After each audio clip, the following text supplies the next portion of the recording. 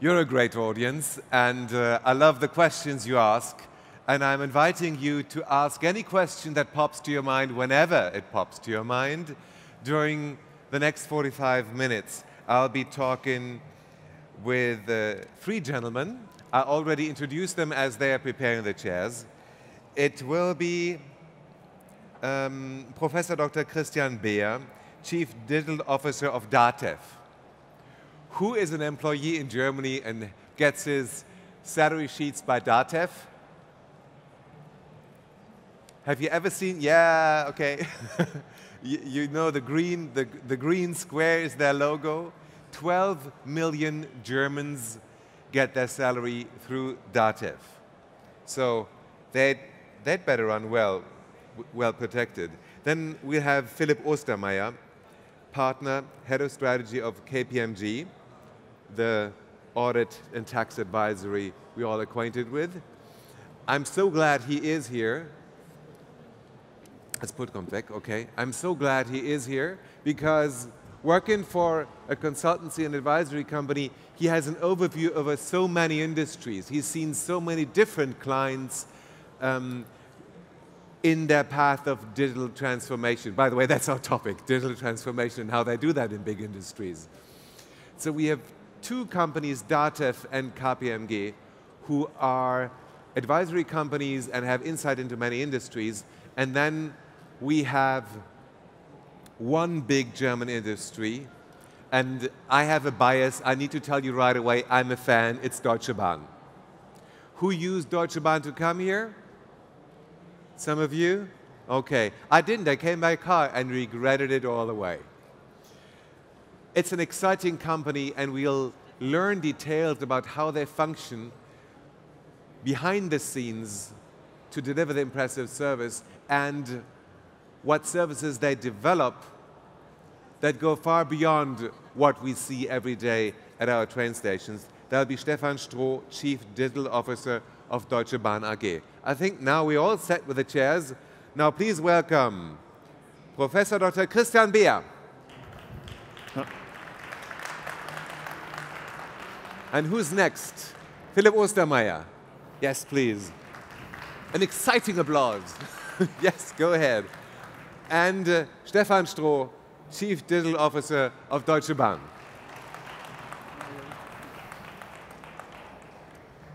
Stefan Stroh, how many trains run across your network every day?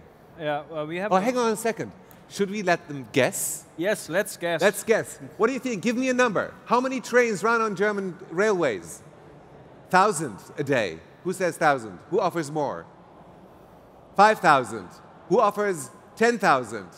Who offers 10? Who offers 15? Who says 20? 20,000 trains per day in Germany. Who would dare that? You'd say 20,000. 25. Who says it's 25? 25. Come on. That's how you're being underestimated.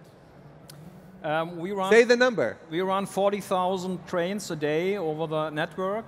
We have 3 billion passengers a year. So basically, what Lufthansa is flying in a year, we're transporting in 3 weeks. You transport in 2 weeks. 3 weeks. Lufthansa, 3 weeks to Lufthansa is flying in a year. Yes. Okay. So you better protect your system. You don't want to be seriously hit by ransom. Not at all. Of course, we have to be a very reliable, very secure network. I think all transport organizations have to do that because basically people are riding on it, people are flying with it, people are using their equipment. So security for us is of utmost importance. And I think this is always the first question we ask. Are new systems, are new processes we implement secure and reliable? Good. We'll get to more details because you have longer stories. Now let's listen to Professor Christian Beer. We know DATEV from our salary sheets, but you do much more. What else do you do? We do nearly everything about commercial processes, about tax consultants, auditors. It's about just 280 products just for software about all these processes. Begin by the everything about compliance, everything about security, data security. We've got about 12 million, or nearly 13 million of payrolls, about 2.5 million. Hang on a second, let me interrupt. Eine Bitte an die Regie. Darf ich den Monitor etwas lauter haben auf der Bühne, damit ich ihn lauter höre? Der Effekt wäre auch, dass ich weniger brülle, weil ich brauche gar nichts zu brüllen, es gibt ja Mikrofone. Ja? Wenn wir hier uns selber etwas lauter hören könnten, das wäre gut. Continue. We've got about 2.5 million of balance sheets, and they're the same things. We don't want to be hacked. Nobody wants in Germany that we are be hacked. And I think that's one of the interesting points we're getting this next 45 minutes, how create value about this thing of data security, maybe of data privacy, maybe there's a difference. Okay. I think that would be interesting. Philipp Ostermeier, you have insight in so many different industries working for a consultancy and audit company. How do you have to work with your clients to convince them that it's worth the effort of learning and transforming when they need to digitalize or pursue the transformation in their companies?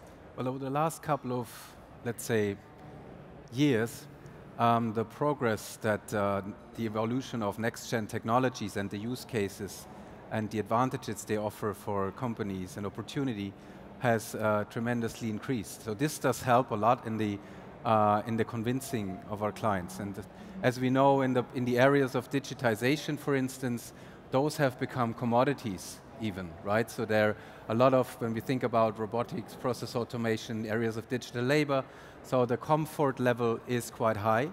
And when we think about aspects that are relating to the customer experience, where it all started, there have been efforts as well, and that's why there is a certain comfort.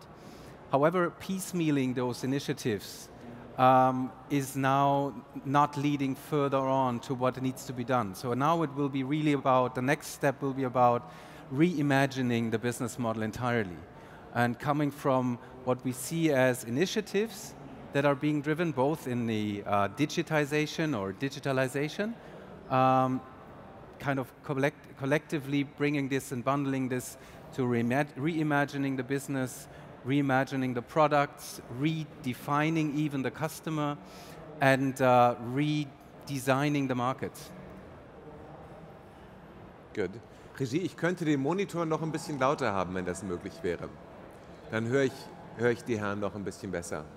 Give me more examples of how you, let's now start with what we know of Deutsche Bahn to understand how digitalization already works between you as the train provider and me as a customer. Later on we talk about the logistics business, which is a whole new thing we're not that aware of. Yeah. But we are being delivered by them probably. Yeah. I mean, first of all, we believe that digital is a core element of our services. So basically, we want to provide a digitally enabled customer experience for our customers that ride on a train. For example, if you look at our website, Bahn.de or Navigator, with Bahn.de you have over 20 million visitors a month. With the Navigator we have 8 million visitors on an app. For Germany that's a huge asset. We believe if we basically would view that as a self-standing company, it would almost be a unicorn, you know? I mean, and we have invented, or Deutsche Bahn has invented this kind of digital channel 10 years ago. So basically we were one of the front runners of digitizing the customer experience in the booking space. And we're not standing still, we continue that. We have introduced Wi-Fi, free Wi-Fi in the trains. We will continue to provide additional services. We have recently launched a self-check-in service where you basically don't need to have a ticket anymore. You can self-check in yourself when you're having a seat, and there will be no conductor who will be hassling you during the train. So we have a constant flow of innovation in our mobility space. But I mean, I think it's also important to say Deutsche Bahn is not only a mobility company. We are a 42 billion company, and only half of our revenues are in mobility. The other half is in logistics. So we basically are operating one of the largest logistics operators in the world with DB Schenker, which is over 16 billion in revenues. It's a global business model.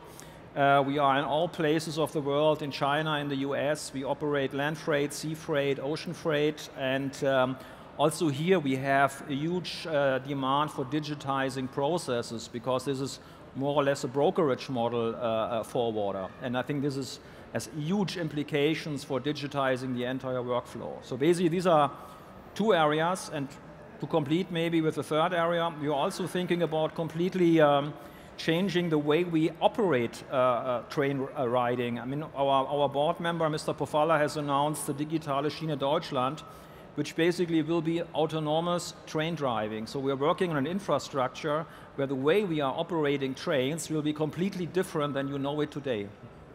I think it's quite impressive to hear that you have an entirely community of 8 million customers on your apps and using your interfaces. But the question that comes immediately to my mind is, what do you do with the data that you get? How do you kind of leverage the data that you get to maybe innovate your product offering, your service offering, and how do you play this back to the customer? Is there a certain procedure, a certain way of business that you've implemented to do that? I mean, what is very clear, I mean, if you talk about customer data, we have to be clear about one thing: it's not our data, it's the data of the customer.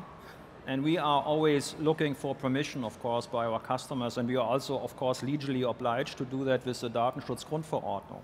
But for us, data is one of the key assets we have to make the customer experience better, to understand how we can provide a better service. For example, if you have been in a delayed train and you're boarding a train the next time, we should know that and give you an offer for that. We also, but we're not only using data to making the customer experience better. I think the even bigger part is to make our internal processes better, to use data to analyze problems we have on the track, to do remote diagnostic, to basically do predictive modeling around our maintenance regime. So I believe data for us will be the key source of making the operation much better for the customer, but also to improve our internal processes to a much larger degree. I think you mentioned a very important thing. Data protection is one, every one of us know how to do that. But the way we behave with the data of our customers, it's the same as we do, is one value will come back about digitalization, it's trust. Trust in the management, trust in the company. They don't sell my data, they use my data for create new things for me about it. I think that will be one of the cores in the future about digitalization. Trust in the company who have my data. Yeah. How do your clients deal with that subject of trust? I mean, you as KPMG get in touch with data of your clients, so they need to trust you. Then your clients have their clients and their data, and those are often very sensitive. How do you deal with that? How do you thrive in protecting? So basically, of course, one of the heritages that we have as KPMG with over 125 years of heritage is in the trust, in the way that we deal with data and treat data. That's one of our heritages, and this is what we embed in the way we advise our clients around digital. So a lot of our focus is basically on not only what opportunity do you have, but how do you manage the risk, and how do you manage the risk that increases potentially by opening up more channels. How do you prevent the risk for your customer as well as for your service offering? And how do you prevent these data that you've just described? How do you prevent this data to misuse and abuse? And this goes beyond the technology aspect of cyber.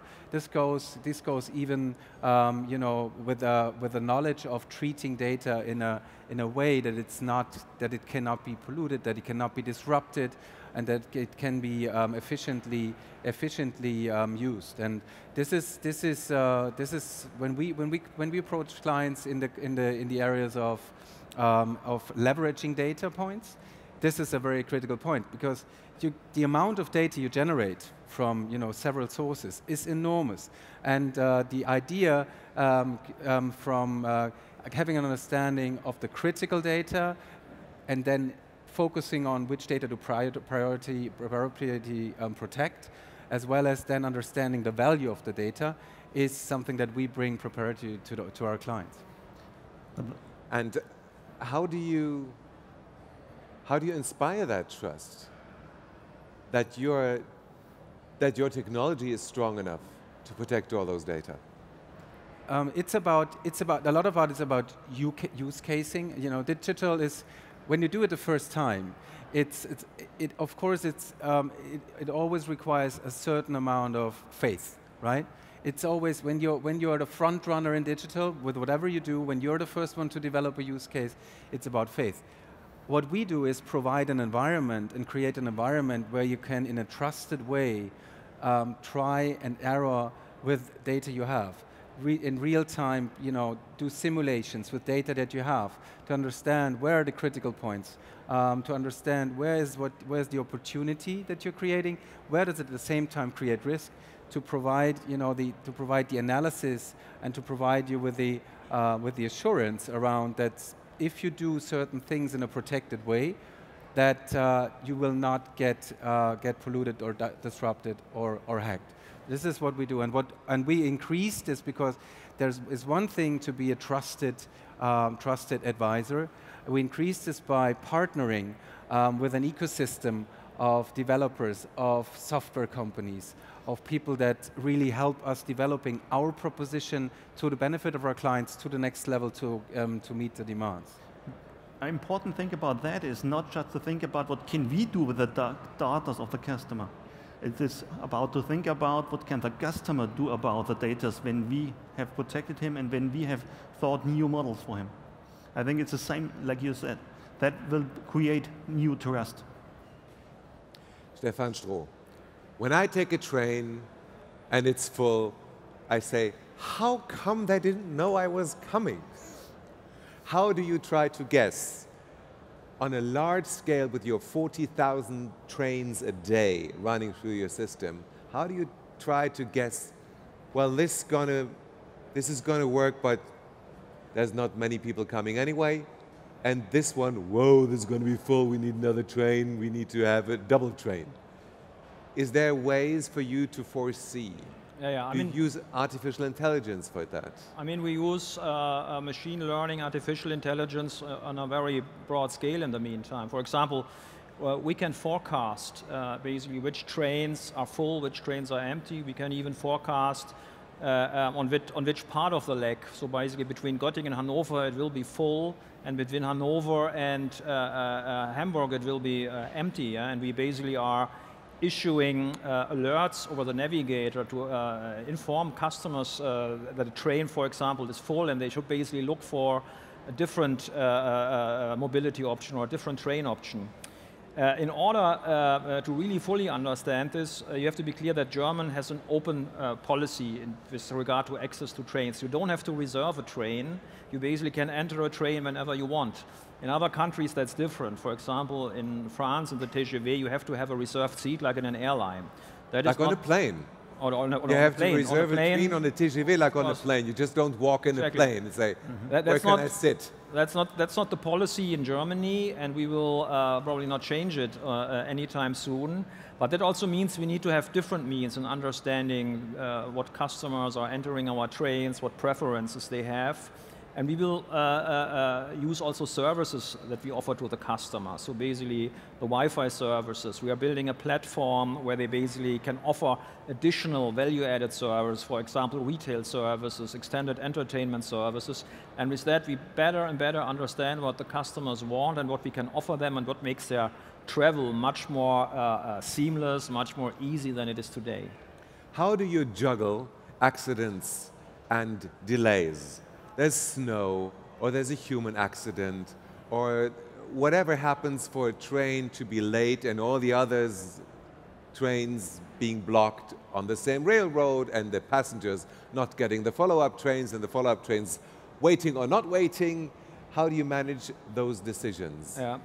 I think that is a very complex issue, to be honest, and I think that is basically the difference between a pure play digital player and a player who has to run a very complex infrastructure, because there will always be congestions, there will be accidents, and one of the biggest issues we have is construction sites. Basically, we have an infrastructure that basically needs to be rebuilt on a constant basis. We're investing almost 8 billion euros a year just in renovation and building of the track. So that's I mean, I think we are one of the largest investors in infrastructure in Europe, maybe even the largest. And this basically also has ramifications on the operations we have. I think for us, we need to do a better job clearly in coordinating these construction sites, in finding better ways of densifying the traffic.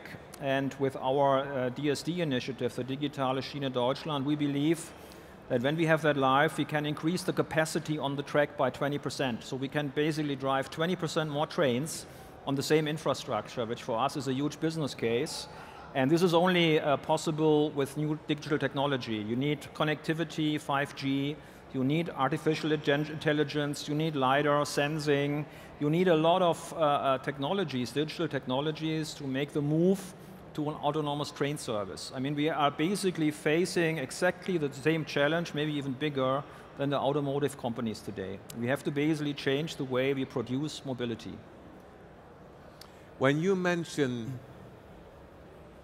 artificial intelligence, you confront myths in the public.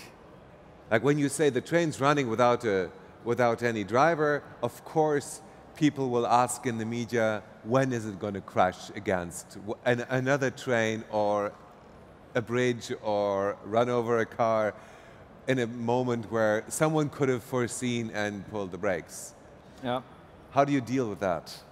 I think this will be a gradual change. I mean, we currently see, if you look at the airport in Frankfurt, you already have driverless trains between Terminal 2 and Terminal 1. Yes. So we're starting on a small scale. And I think we need to basically create the trust of the customers, of our passengers, basically, to see that we are also managing this kind of an operation in a very reliable and secure way. I think we will never risk accidents or any other thing. This will always be the number one obligation we have, to have a fully reliable, fully secure operation. But on the other hand, of course, we have to also deal with the growing traffic demands we have in Germany. I mean, the travel industry is growing tremendously, 5–6% every year, and we have to find ways to fulfill this mobility in a much more efficient way than today. I heard the other day a wonderful example of a child thinking about artificial intelligence. The father told the boy, you know, cars can have artificial intelligence. And the boy asked, well, what if the car doesn't want to drive you to work and says, I want to go play with my friends and drive to the race car? What do you do then? Would the train ever say, I don't want to go to the mountains, I'm bored, I want to go to the ocean? I mean, almost a philosophical question, you know. It's basically, if you move into artificial intelligence, basically, how can you really be on control of what the recommendation is that an artificial intelligence engine is giving to you? And I think we are not at the end of the discussion there. This is a very important decision. It's not only important for operating trains or operating cars. You can look at the same way in retail. I mean, if an artificial intelligence, you order a pack of batteries, and artificial intelligence sends you something from vendor A and doesn't even ask you what your options is. I mean, this is not an ethical problem, but it's a real business problem, you know. And basically, this whole understanding and traceability of artificial intelligence decisions is, I think, a key challenge. I don't have an answer to you for that, but I think it's one of the key questions we have to discuss. I guess a lot about. Yes, go ahead. I guess a lot about, and this is a general topic. It's relating to artificial intelligence or to the adoption of any type of technology or to automation, is to establish a certain governance and controls around it, right? So, and this is a tricky one. So if you establish an RPA solution, you know, how do you ensure that this RPA, this robot, is exactly doing what its intention is to do? How is, in your example, the car driving the boy to the soccer field and not driving the father the second time of the day back to work, which he doesn't probably want to go? So there's a lot of things about this around the governance and the controls. What I would like to maybe ask is a question. When you've mentioned that 50% of the overall revenues are from transportation, and then 50% are from logistics. How do you see certain experiments that are going on, like the electrification experiments that are happening on the highways, you know, where trucks are meant to be on the highways. And how do you tend to see the new business models that have entered the markets following the deregulation, like Flixbus, who've grown out, you know, have grown tremendously, and who are going beyond the bus now into trains as well? Yeah, I mean, for us, we believe in one thing. We believe that mobility and logistics will develop further, and there will be new business models coming to our markets which are threatening our existing business. The mobility space is probably the most prevalent. So basically, we are moving into a world where we have autonomous cars, self-driving cars which are shared. Basically, that's the model of Deutsche Bahn. We are an electrified, shared, autonomous operation for our customers. Basically, the car industry is now coming and is doing the same thing to us. If basically we don't have a response to that, we will have a problem in the long term. So basically, we have to, first of all, make our core operations much more better, much more digital. But we also have to invest in these new business models, and we're doing that. We basically have a huge startup relation unit. We're basically working with startups to understand what is going on in the world. We have a corporate venture capital fund where we are investing in startups, and we do that not only in Germany. We have outposts in the US, and we're now opening one in China, where we look in really what is going on in the world, what is going on in logistics, what is going on mobility, what is going on artificial intelligence. And we're also building new companies. So basically, we have a company builder that is building companies that are doing new business models. For example, Ioki. Who of you has heard Ioki? No, no clue. It's a demand-responsive transport system where we basically are piloting what you call in Germany a Sammeltaxi, where you have an app and you do basically, you collect customers along the way, and we're doing that in an autonomous way. So we're building autonomous vehicles to do that. That's like a shared taxi in a city? It's a shared taxi and with an autonomous approach. And we are very similar maybe to Moja, but we're moving into this market. We are building mobility as a service platform. So we basically provide multimodal mobility platforms to offer you the best possible solution for your mobility problem, be it the train, be it a car, be it a bike, be it whatever. Maybe you even walk. We basically want to give our customers and the customers of our customers the option to have the best possible mobility experience. And on the logistics space, we are investing in platooning, for example. We are running a pilot with MAN where we basically, Schenker is doing that, test platooning in the logistics space. So I think maybe you won't believe that for Deutsche Bahn, but we are very much have our view on the future. We think we know what's coming, or we at least understand that we have to understand better what's coming, and we basically also have to orient towards that. We just cannot stay as we are. I think two important points. The first, if you talk about artificial intelligence, AI, I think if you have a look in the future for 2 or 3 years, we have to mix it up with human intelligence. Even by the question, who is responsible for the things AI will do or will suggest? Well, think about text consultants, and AI will bring you up to more detailed suggestions how to run your business. But I think on the end, at least in the next 2, 3, 4 years, you need human intelligence what to do with these suggestions. That is, I think, one point. Sometimes it's forgotten about the discussion about digitalization. There is no digitalization in the next 2, 3 years without the human intelligence about that. And the next thing, it's about to you. If I think about DB Schenker, we have to think it more than just in one branch. If the truck is going from the customer away, why do we need someone who gets, I'm away, the product is by the client, you can do the revenues to the balance sheet. That could be the truck by blockchain, something like that. I think the branches with getting together will mix up in each other. So, but one of the biggest challenges we see is, and I'm really impressed by, you know, so just outside in seeing the fields, the broad fields and spectrum that Deutsche Bahn is kind of taking efforts in, be it the corporate venturing, be it the company building model, or even investing in startups.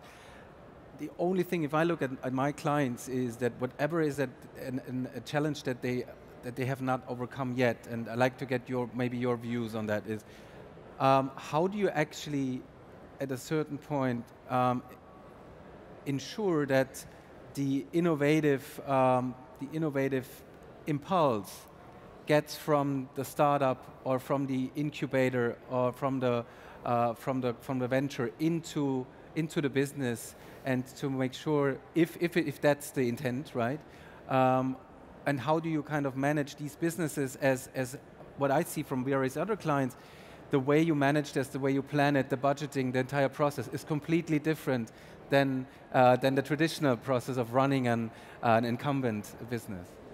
I think now we're moving from the what should we do to the how do we do it, and I think this is at least of equal importance. I think I don't believe the companies I'm seeing, the big companies, have really found the solution for that, but I think we are moving in that direction.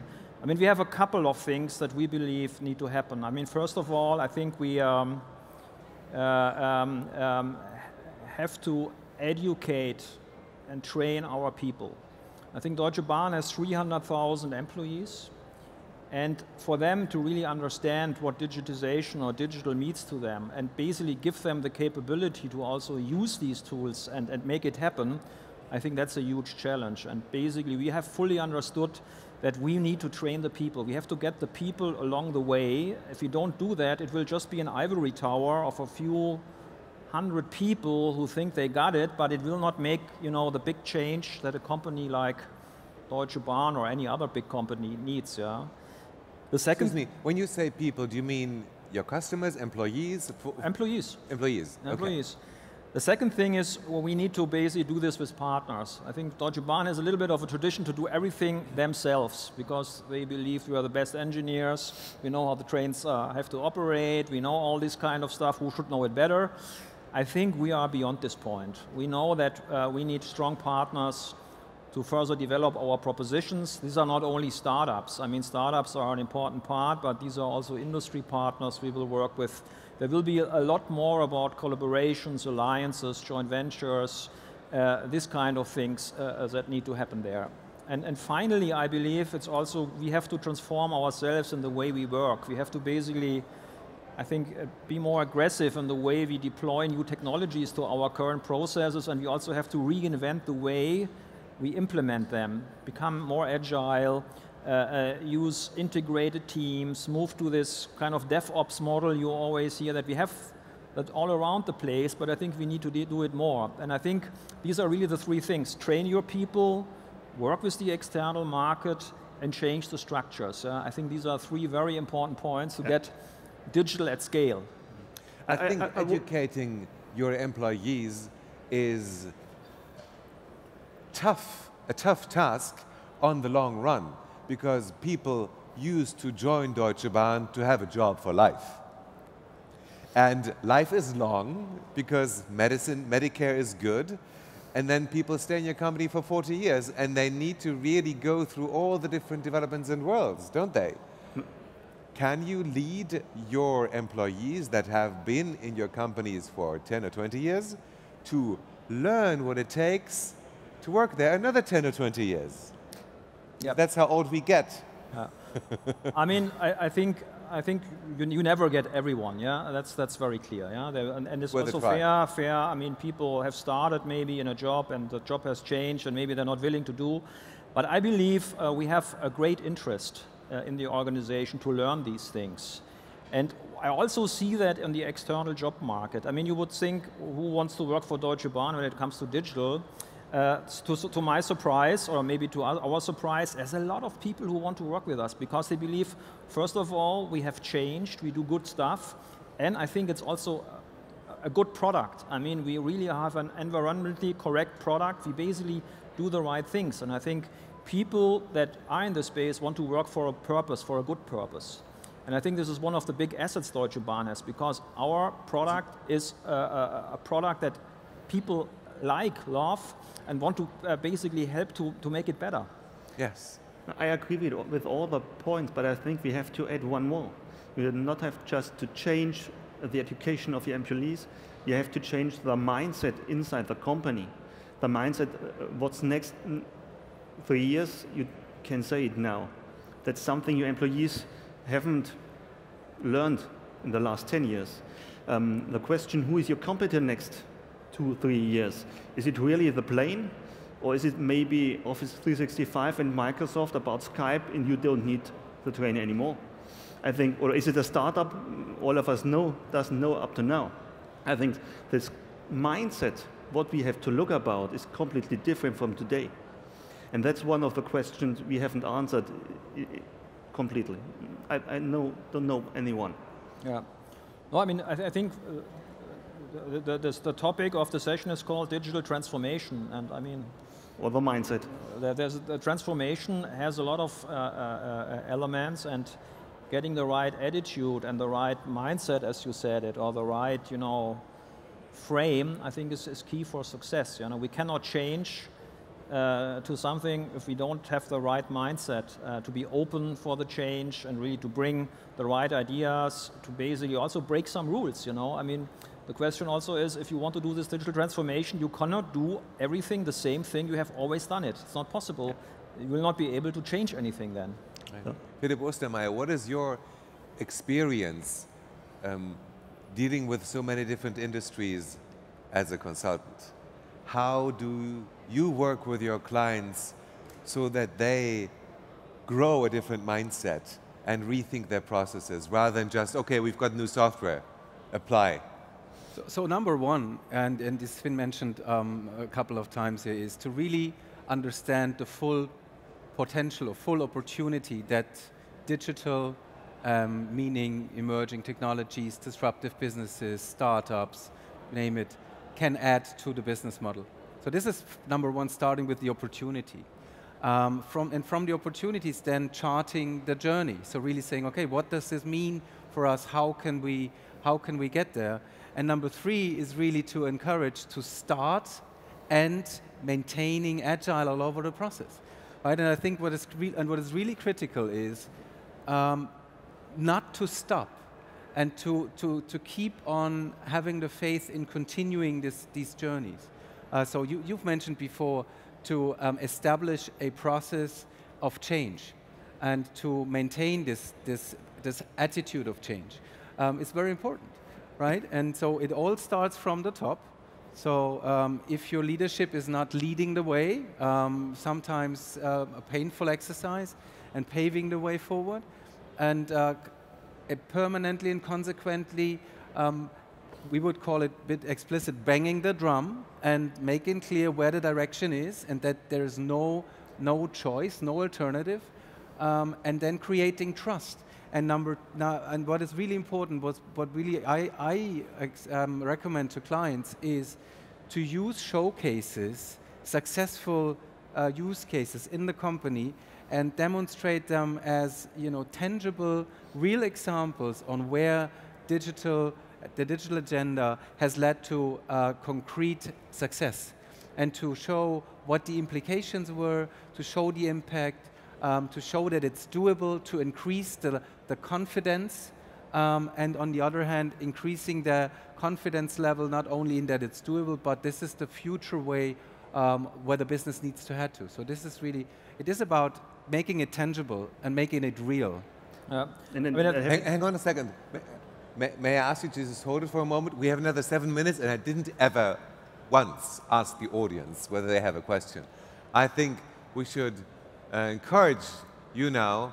I just went with the flow, and whoops, the time went by, and we have another 7 minutes now. So would you like to ask a question? I think someone is running around with a mic, isn't it? There I see a finger. Now maybe someone has a mic. Does someone has a microphone? Does someone has a microphone? Ladies, does someone has a microphone? Yes, someone is running. Good. Yes, yes, to the front, please. This gentleman in that chair would like to say something. Ask. Hi, my name is Jan Dimitrov. I'd like to ask a question about the how. You mentioned... Hold the microphone so close to your mouth. A question about the how, just as you said. It was mentioned how you do digital at scale. I'd like to ask you to give us your perspective on how you do transformation or innovation in the long run, long term, without trusses and shakes, etc. Because We know that some industries earlier needed to get into investment in innovation because they experienced a decrease of revenue, etc. We see them going through this process, changing and transforming their transformation initiatives a lot, increasing, decreasing. So what's your perspective on how, in an enterprise, on an enterprise level, you make it in a way so that it is sustainable in the long term? How do you evaluate if your innovation initiative is actually successful, and how you measure it and make sure that both the top level that actually pays for it and also the people that we talked a lot about culture and changing the mindsets, etc., will be involved in this in the long term? Thanks. Thank you. Who would like to respond? Well, I can take a start. I mean, to be very clear, I think you cannot manage every innovation in the boundaries of a corporate structure. So basically, we are working with two kinds of innovation streams. We have an innovation stream that is basically, as I said, digitizing our core operations. And we believe for these things, we need something like a business case, because, I mean, they make our existing product better. We are not inventing something new. We just make it better.